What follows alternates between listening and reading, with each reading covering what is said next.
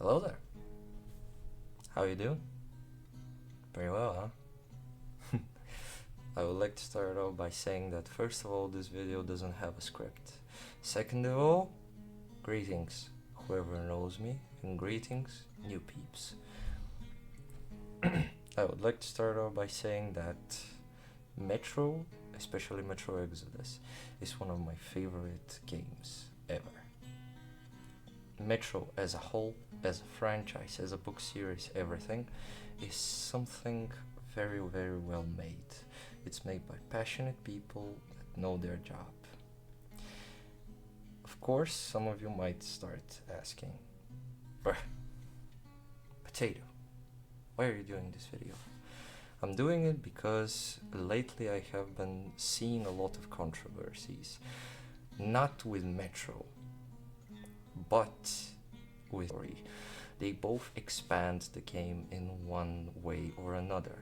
They both expand the stories of two characters, which we're seeing throughout the whole series, and we don't really know much about them.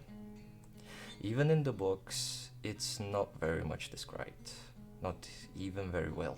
It's just blatantly mentioned somewhere, and we don't even get a lot of character development.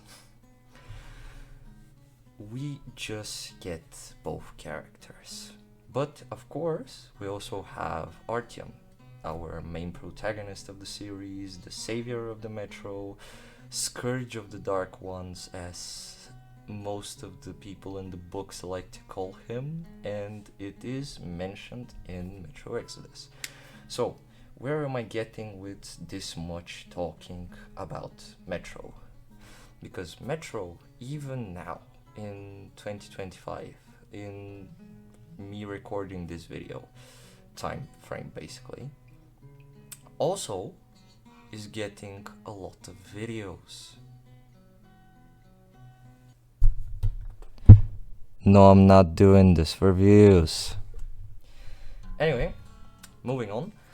So basically, how do I even express it? First of all, Metro Exodus, as well as the Metro franchise, they have been developed many, many years ago. Metro 2033 and Last Light especially. But main vocal point is Exodus. Why? Because this game was released in 2019. It was released with an enhanced version. When you buy the game, you get the enhanced version as well. So, for the guys out there with cheeky computers and with the 4070 Super, you know who you are,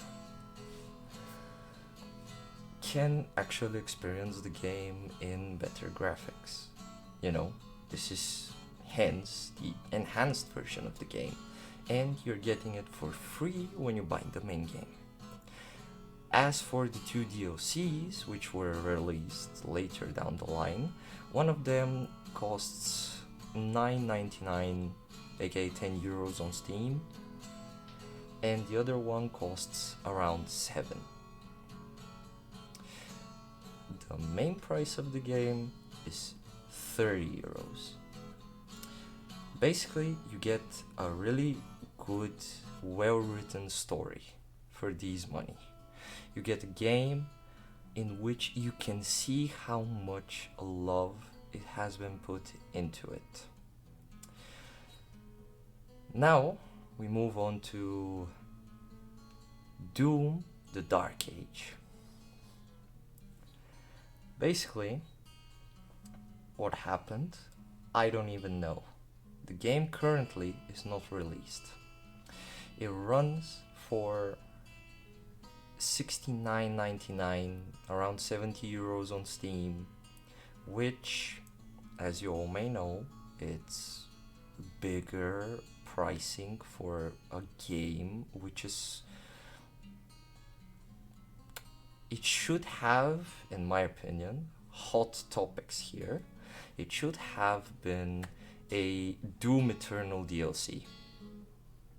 It doesn't deserve the title of a standalone game for me, because what Bethesda has done there is, okay, we have a shield. Doom Guy is back. We again have the super shotgun.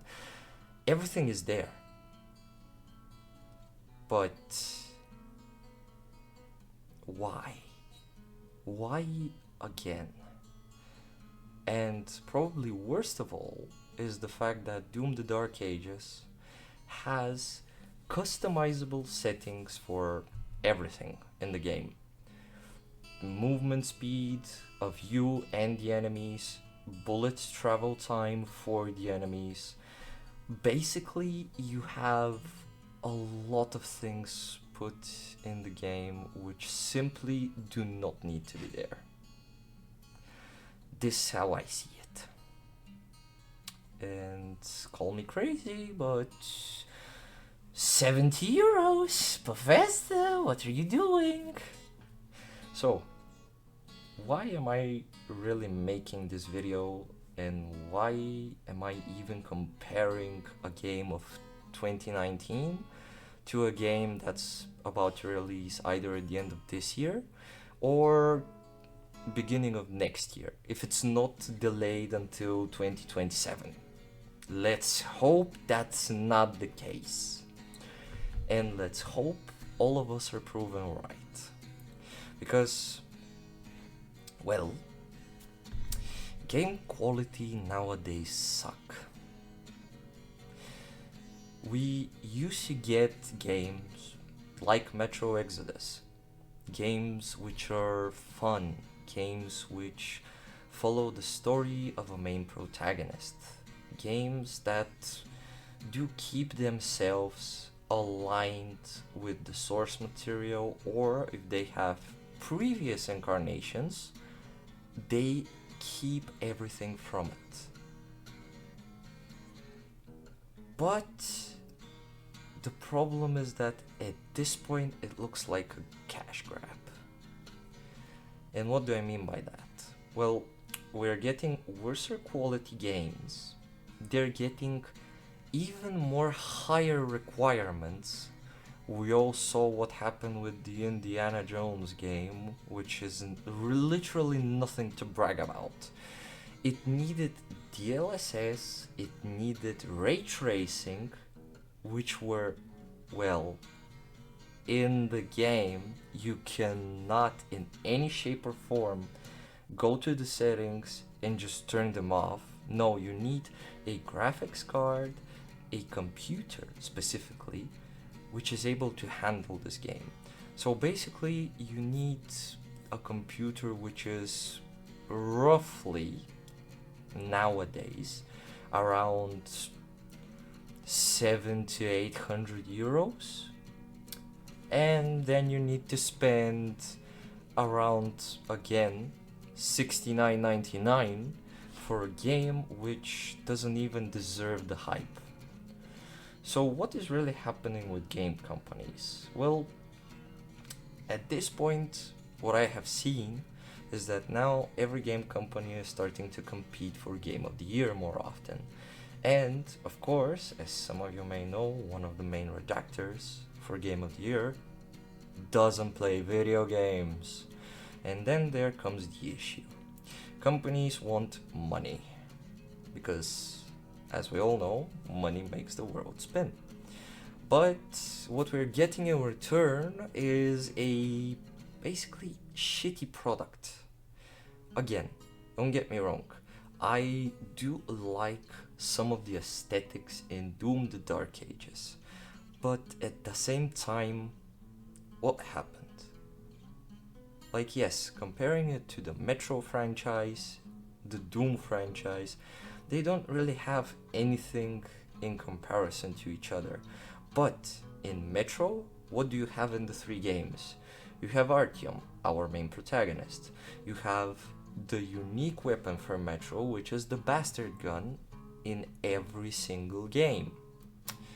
Yet, the story continues. The continuation is made better. While in Doom, you have Doom Guy. You have his super shotgun, And Doom Eternal was actually a really, really, really good game. It was probably the final piece we needed, and nothing more was expected of Bethesda after it. Like, we got the continuation of his story, we got the finishing touches, and Doom the Dark Ages. Basically, Bethesda, what the fuck? You kidding me? Anyway, moving on. So, basically, the main vocal point of the video is that we do have a lot of older games, like Metro, that are still appreciated to this day for the story they tell, for the love that you can see in every single game put into it. It's not your regular old cash grab like games nowadays, because let's be completely honest, even the free-to-play games nowadays are a complete cash grab with their microtransactions, battle passes, and all of that stuff. Because yes, every game company wants to make money in some sort of way, because they want to produce more products for us gamers. But there is a thin line where when the company doesn't listen to the community and they just continue to release some trash. So let's make games great again. This is basically it. Well, thank you all very much for watching this probably sort of a rantish video.